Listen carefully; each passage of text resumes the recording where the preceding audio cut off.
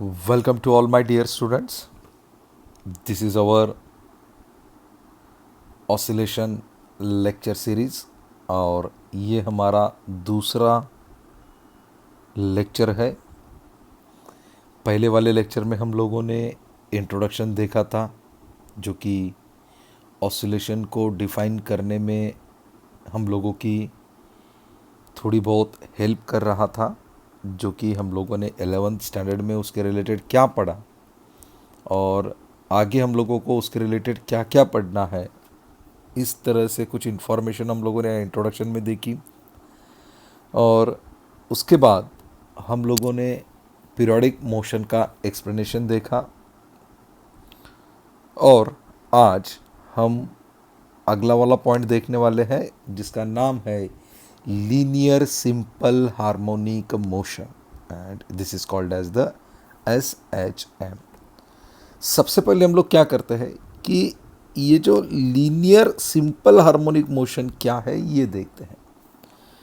अगर आपने कल वाला वीडियो अगर भी केयरफुली पढ़ा होगा या केयरफुली आपने वो लेक्चर सुना होगा, उसके अगर रनिंग नोट्स आप लोगों ने निकाले होंगे तो we have the answer of linear simple harmonic motion because yesterday we have defined the linear simple harmonic motion. Just recap the definition of these linear simple harmonic motions is this here.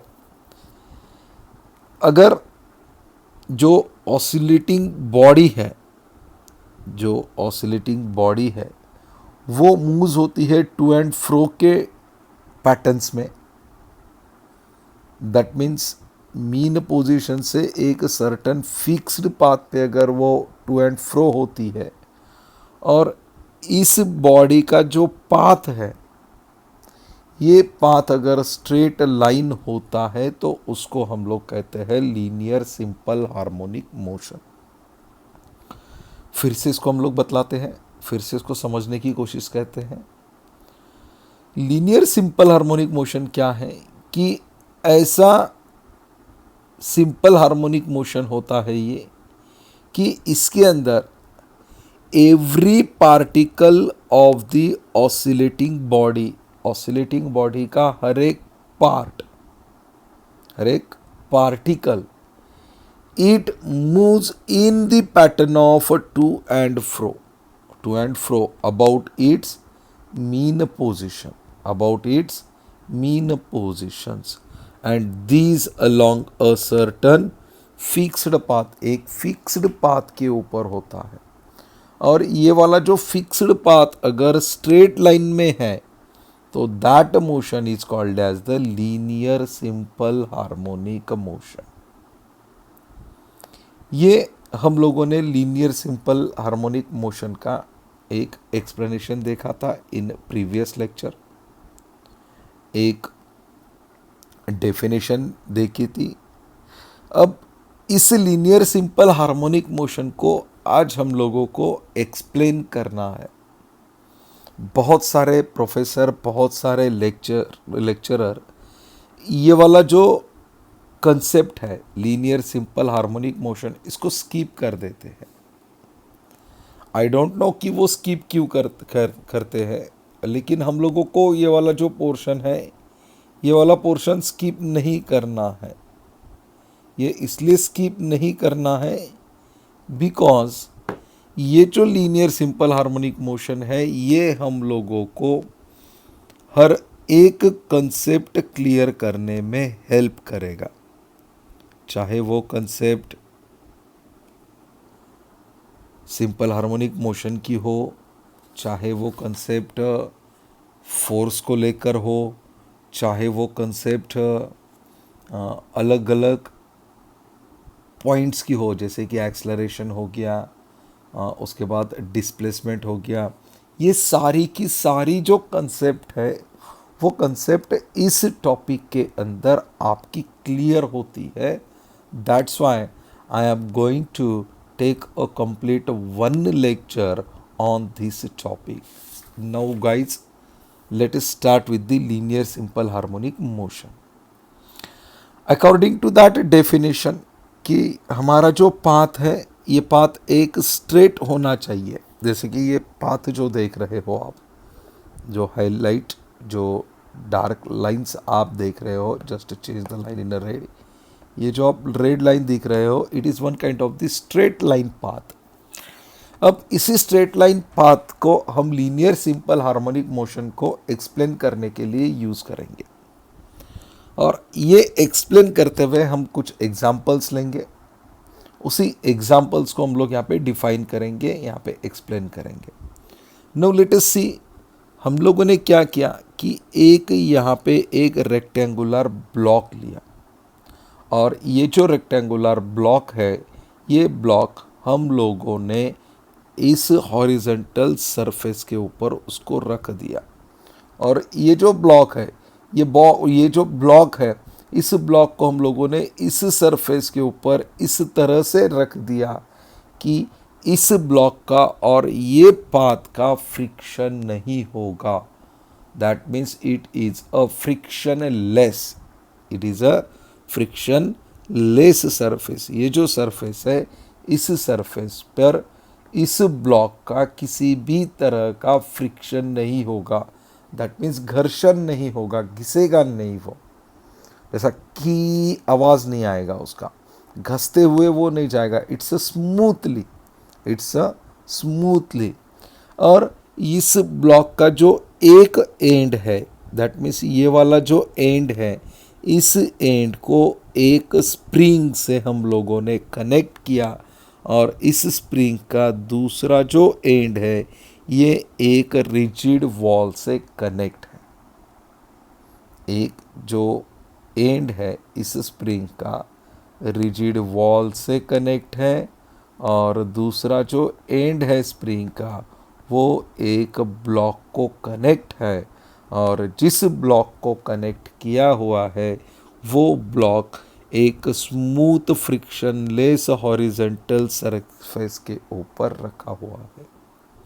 और ये जो block है, इस block का जो मास है वो है m।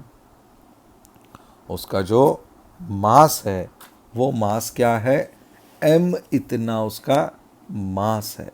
और ये जो मास है, it is right of that rigid wall के राइट साइड के ऊपर इसका एक मास है। अब जब आप इस ब्लॉक को रिलीज करोगे, जब आप इस ब्लॉक को रिलीज करोगे, ये जो ब्लॉक है, ये block to and fro motion में वर्क करेगा। दैट मीन्स ये ब्लॉक इधर आएगा, फिर ऐसा थोड़ा ऐसा ऐसा ऐसा ऐसा, फिर वो एक कांस्टेंट हो जाएगा। That means pull the block, ये ब्लॉक को पुल कीजिए, पुल करने के बाद इस मास को रिलीज करिए, रिलीज करने के बाद इसको खींचिए, इस ब्लॉक को ऐसा खींचिए, खींचने के बाद उसको रिलीज कर दीजिए। रिलीज करने के बाद क्या हो गया, इस स्प्रिंग के अंदर जो एक्सटेंशन होगा वो एक्सटेंशन रिलीज होगा, ये block towards this rigid support, ये रिजिड सपोर्ट की ओर आएगा, और it is in a motion of to and fro motion. Okay, नहीं तो फिर एक इक्विलिब्रियम पोजीशन में आएगा। That motion is called as the linear simple harmonic motion. इस मोशन को क्या कहते हैं हम लोग, लीनियर सिंपल हार्मोनिक मोशन। इसको हम लोग फिर से समझाते हैं। क्या किया हम लोगों ने, सबसे पहले एक रिजिड बॉडी को कंसीडर किया, रिजिड बॉडी नहीं, एक रेक्टेंगुलर ब्लॉक को कंसीडर किया। ये जो ब्लॉक है, ये ब्लॉक एक स्मूथ फ्रिक्शनलेस सरफेस के ऊपर रखा गया, जो कि हॉरिजेंटल सरफेस है, और इस ब्लॉक के एक एंड को स्प्रिंग लगाया, और इस स्प्रिंग का दूसरा जो एंड है वो एक रिजिड वॉल के ऊपर कनेक्ट है। मतलब स्प्रिंग के जो दो एंड है, एक एंड रिजिड ब्लॉक के ऊपर है, दूसरा एंड जो है वो है हमारे ब्लॉक के ऊपर, एक रिजिड सपोर्ट और दूसरा जो है वो ब्लॉक है। ठीक है, जब हम लोगों ने इस ब्लॉक को पुल किया, पुल यानी खींचना है, खींचिए उसको, उसको अगर हम लोग खींचते हैं, खींचने के बाद उसको जब हम लोग छोड़ देते हैं, what happens, it is simply they are in motion of to and fro, to and fro motion में वो चला जाएगा, या तो वो एक इक्विलिब्रियम पोजीशन में चला जाएगा, और ये जो मोशन होगा इस ब्लॉक का, that is called as the linear simple harmonic motion. उसको हम लोग क्या कहते हैं, लीनियर सिंपल हार्मोनिक मोशन। अब सेकंड वन डायग्राम देखते हैं।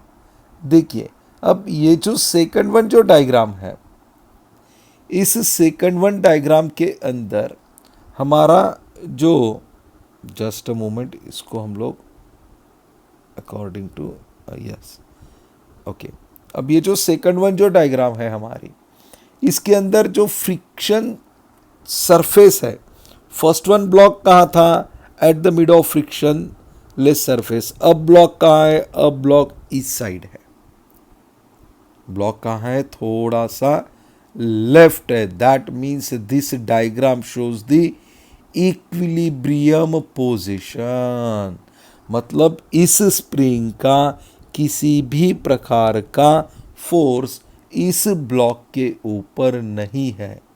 That means there is no force exerted by spring on the block, block के ऊपर किसी भी प्रकार का कोई भी फोर्स स्प्रिंग द्वारा एग्जर्ट्स नहीं है। किसके ऊपर, ब्लॉक के ऊपर। जब इस ब्लॉक को आप लोग डिस्प्लेस करोगे towards the right, towards the right, that means इस साइड, दैट मीन्स इस साइड, मतलब उसके इक्विलिब्रियम पोजीशन से जब आप इस ब्लॉक को उसके इक्विलिब्रियम पोजीशन से थोड़ा सा राइट साइड को पुल करोगे या डिस्प्लेस करोगे, तो ये वाला जो स्प्रिंग है, ये स्प्रिंग कुछ ना कुछ तो भी फोर्स एक्ट करेगा। किसके ऊपर फोर्स एक्ट करेगा, इस ब्लॉक्स के ऊपर। और जब ये स्प्रिंग इस ब्लॉक के ऊपर फोर्स एग्जर्ट्स करेगा, तो उस ब्लॉक का जो डायरेक्शन होगा वो होगा लेफ्ट साइड। वो कहाँ होगा, लेफ्ट साइड।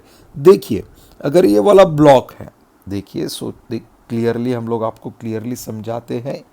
अगर इस ब्लॉक को आप इस दिशा में खींचते हैं, पुल करते हैं, अगर इस ब्लॉक को आप इस वाली दिशा में अगर खींचते हैं, पुल करते हैं, तो स्प्रिंग क्या करेगा, एक एक्सटेंशन प्रोड्यूस करेगा, एक फोर्स एग्जर्ट करेगा।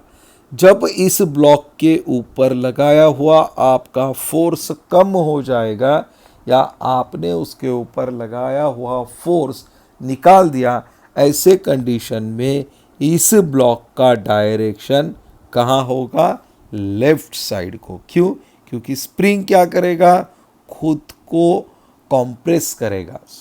ये जो स्प्रिंग है, स्प्रिंग क्या करेगा, खुद को कॉम्प्रेस करेगा। क्यों, क्योंकि इस स्प्रिंग की एक प्रॉपर्टी है जो कि इस स्प्रिंग को इसके ओरिजिनल शेप एंड साइज में लेकर आती है। उस प्रॉपर्टी का नाम है इलास्टिक प्रॉपर्टी। उस प्रॉपर्टी का नाम क्या है, elastic property. That means simply कि ये जो फोर्स है, ये फोर्स रिस्टोरिंग फोर्स है इस ब्लॉक के ऊपर का। देखिए, ये जो है बहुत ही क्लियर है। हम लोगों को सिर्फ और सिर्फ एसएचएम को नहीं समझना है, उसकी डिस्प्लेसमेंट को समझना है, उसके फोर्स को समझना है, अब उसके रिस्टोरिंग फोर्स को समझना है। ठीक है, देखिए फिर से इसको समझते हैं हम लोग। अब हम लोगों ने क्या किया कि ये जो ब्लॉक है, इस ब्लॉक को थोड़ा सा पुल किया ऑन द राइट साइड। कहाँ पुल किया? On the right side. जब इस ब्लॉक को हम लोगों ने इस राइट साइड को पुल किया, पुल करने के बाद ये जो स्प्रिंग है, इस स्प्रिंग में खिंचाव पैदा होगा। तो वो जो स्प्रिंग है, स्प्रिंग एक्सटेंड होगा, उसको एक्सटेंशन आएगा। बराबर है।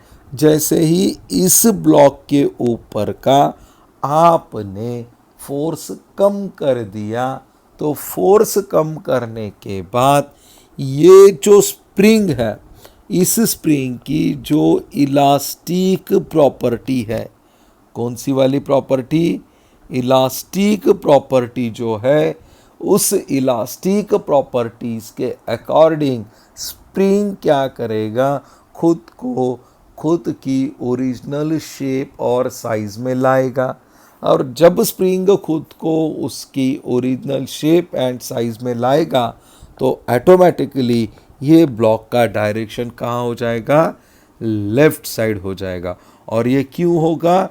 Due to the restoring force on the block, उस ब्लॉक के ऊपर का रिस्टोरिंग फोर्स। दैट मीन्स अगर आप इस ब्लॉक को इसी डायरेक्शन में कितना भी खींचते हो, तो जब उसके ऊपर का फोर्स निकल जाएगा, तो आपका ब्लॉक ओरिजिनल पोजीशन के ऊपर आ जाएगा। आपका जो ब्लॉक है, वो ब्लॉक ओरिजिनल पोजीशन के ऊपर आ जाएगा।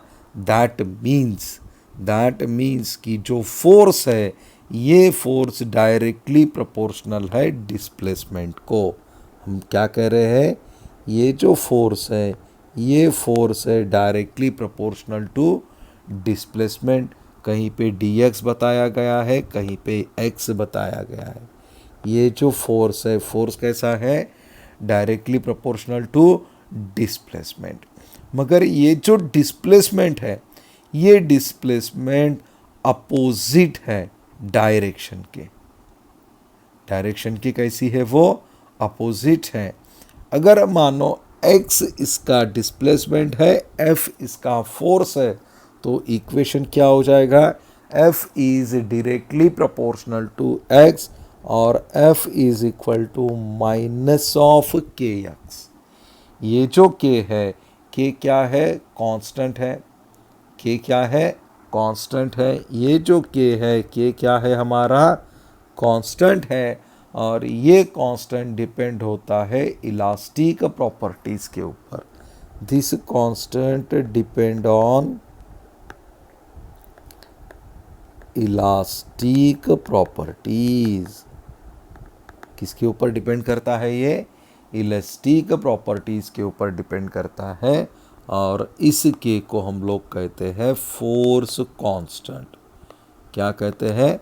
Force constant. और ये जो निगेटिव साइन है, this negative sign indicates that कि फोर्स और डिस्प्लेसमेंट एक दूसरे के अपोजिट डायरेक्शन में है। फोर्स और इसको हम लोग और अच्छी तरह से समझते हैं। हम लोगों ने क्या कहा? एक जस्ट अ मोमेंट। हम लोगों ने क्या कहा कि उसके ऊपर का फोर्स F है, इस फोर्स डायरेक्टली प्रोपोर्शनल है किसको? डिस्प्लेसमेंट को। तो इसको हम लोग ऐसा लिखेंगे, F is equal to minus के एक्स। के क्या है? ये है फोर्स कांस्टेंट। क्या है? फोर्स कांस्टेंट है। और ये फोर्स कांस्टेंट डिपेंड है किसके ऊपर?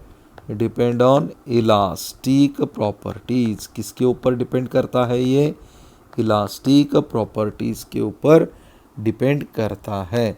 और ये जो निगेटिव साइन है, निगेटिव साइन क्या इंडिकेट करता है?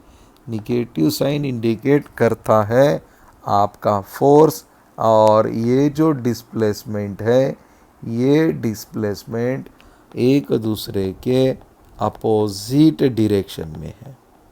ओके, ये एक इक्वेशंस हम लोगों को ध्यान में रखना है। कहाँ गया वाला इक्वेशन? Just a moment. ये इक्वेशंस जो हम लोगों ने अभी अभी बनाया था, it is one of the important equation. F is equal to minus of k x. Now move on these another one. देखिए अब जब हम लोग इस तीनों ही डायग्राम को एक साथ ले लेते हैं, जस्ट अ मोमेंट, और हम लोगों को इजीली समझ में आ जाएगा. देखिए अब इसके अंदर ये जो तीसरी डायग्राम है, ये वाली जो डायग्राम है हम लोगों की, ओके, ये वाली diagram,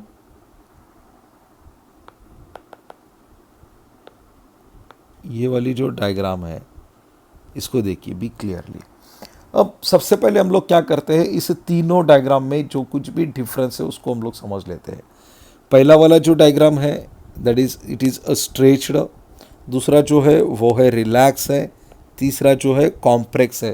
that means we have already compress the spring with the help of block, with the help of block. यही आप लोगों को बताना था.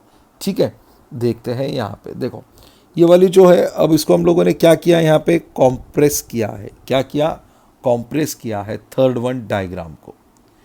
अब जब ब्लॉक को हम लोगों ने कॉम्प्रेस किया, that means the block is displaced towards the left from its equilibrium positions. उसकी जो इक्विलिब्रियम पोजीशन है, ये वाली यहाँ की जो इक्विलिब्रियम पोजीशन है, इस इक्विलिब्रियम पोजीशन से हमारी जो डायग्राम है, डायग्राम के अंदर का जो ब्लॉक है, this block we see displaced towards the left. कहाँ पे डिस्प्लेस किया है हम लोगों ने, उसको लेफ्ट को डिस्प्लेस किया है फ्रॉम इट्स इक्विलिब्रियम पोजीशंस.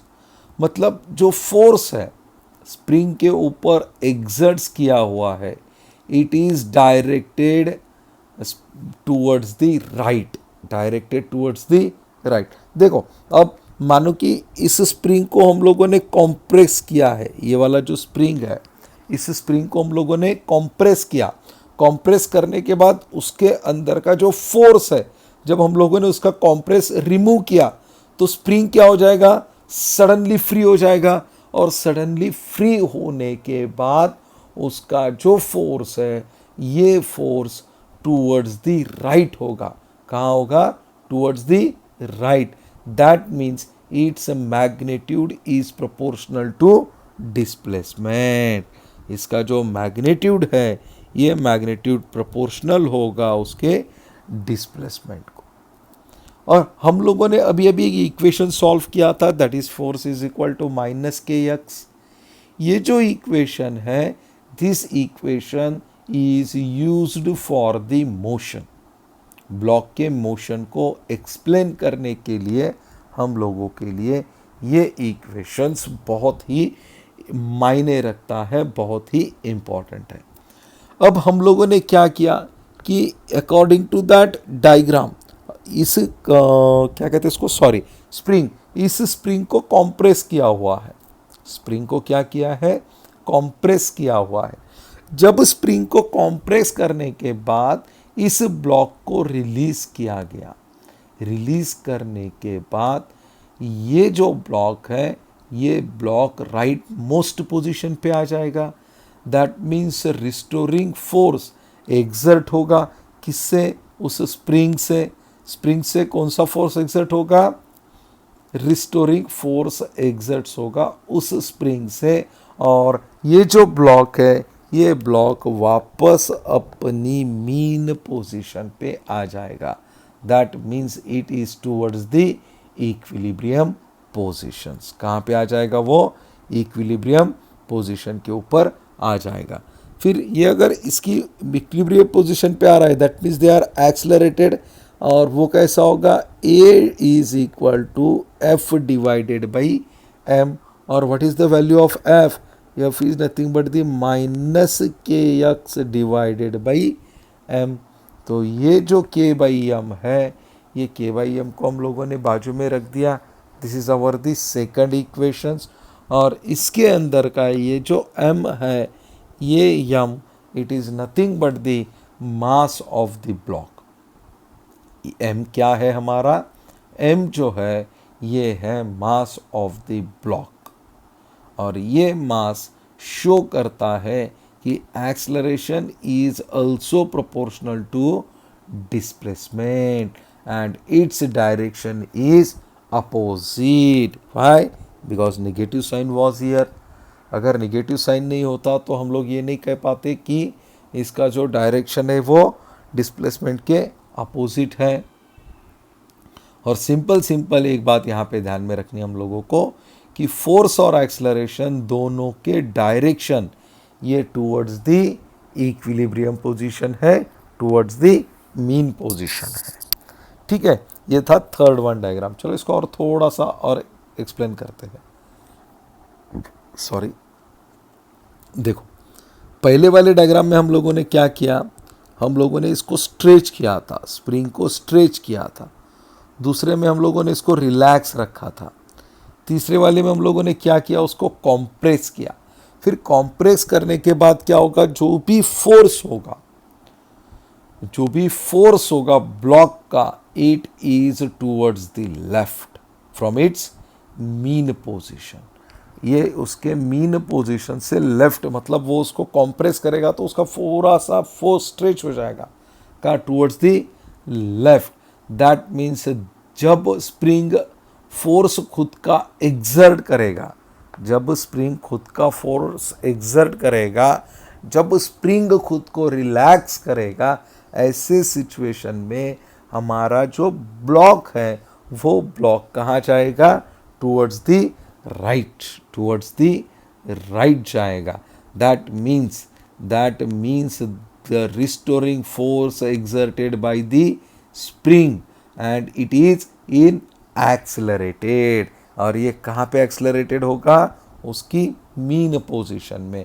और इसी एक्सलरेशन को हम लोगों ने बताया a is equal to F/m, और we know the value of F is nothing but the minus of kx, and we can write down minus of k/m into x। m क्या है, m है मास, किसका मास, मास ऑफ दैट ब्लॉक, उस block का मास है।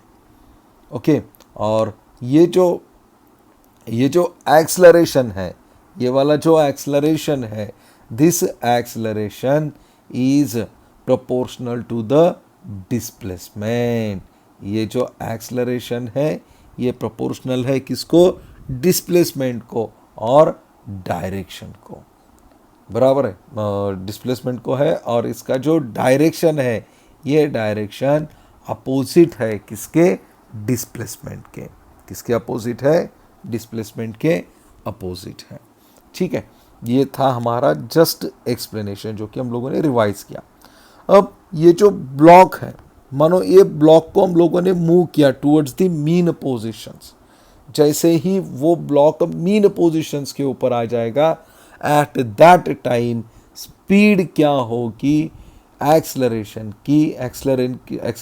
की वजह से इंक्रीज होगी, बट डिस्प्लेसमेंट डिक्रीज होगी उसके मीन पोजीशन से। नहीं समझ में नहीं आया सर, फिर से समझाइए। देखिए ये वाला सेंटेंस देखिए, जब हम लोग ब्लॉक को मूव करते हैं कहाँ, टूवर्ड्स द मीन पोजीशन। उसकी मीन पोजीशन कहाँ है, ये वाला जो रेड सेंटर है वहाँ पे।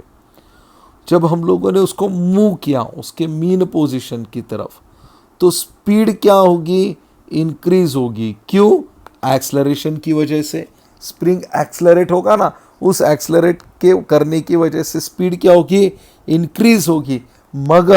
मगर डिस्प्लेसमेंट मीन पोजीशन के अकॉर्डिंग क्या होगा, डिक्रीज होगा। डिस्प्लेसमेंट कम होते जाएगा और वो कहाँ कर रुकेगा, उसकी मीन पोजीशंस में। दैट मीन्स जब ब्लॉक रिटर्न आएगा उसके मीन पोजीशन के ऊपर, तब फोर्स और एक्सलरेशन दोनों क्या हो जाएंगे, ज़ीरो हो जाएंगे। सिमिलरली डिस्प्लेसमेंट भी क्या हो जाएगा, उसका डिस्प्लेसमेंट भी उसका ज़ीरो हो जाएगा। देखो अगर ब्लॉक को हम मीन पोजीशन की तरफ मूव करते हैं तो डिस्प्लेसमेंट मीन पोजीशन से डिक्रीज होगा, स्पीड इंक्रीज होगा। और जब ब्लॉक उसकी मीन पोजीशन पे आ जाएगा तब डिस्प्लेसमेंट ज़ीरो हो जाएगा, फोर्स ज़ीरो हो जाएगा, एक्सलरेशन भी क्या हो जाएगा, ज़ीरो हो जाएगा। क्यों, क्योंकि उस पोजीशन के ऊपर आने के बाद आपका जो ब्लॉक है, ब्लॉक कांस्टेंट हो जाएगा, ब्लॉक रुक जाएगा। ओके, नेक्स्ट वन, जब स्पीड उस ब्लॉक की मीन पोजीशन पे आने के वक्त अगर मैक्सिमम है तो वहाँ पे काइनेटिक एनर्जी भी क्या मैक्सिमम वैल्यू को अटेंड करेगी। Speed maximum, kinetic value maximum. Why? Because what is the formula for kinetic energy? 1/2 mv²। v what is the v is the velocity, v is the speed. जब speed maximum होगा तो kinetic energy का value भी क्या होगा? Maximum होगा। अगर अगर ब्लॉक स्टॉप नहीं होता है उसकी मीन पोजीशन पे तो क्या होगा? ऐसे सिचुएशन में स्प्रिंग जो था वो कॉम्प्रेस से रिस्टोरिंग फोर्स में आ जाएगा, मतलब वो मैक्सिमम फोर्स को प्रोवाइड करेगा और ब्लॉक को मैक्सिमम राइट साइड के ऊपर ले जाएगा, एक्सर्ट्स करेगा स्प्रिंग को। ठीक है, ओके। अब लीनियर एसएचएम का डेफिनेशंस देख लो। What is the linear SHM? Linear SHM का डेफिनेशन हम लोगों ने ऑलरेडी लिखा था, लेकिन इस लीनियर एसएचएम का ये एक बहुत ही इम्पॉर्टेंट पॉइंट है। क्या कहता है?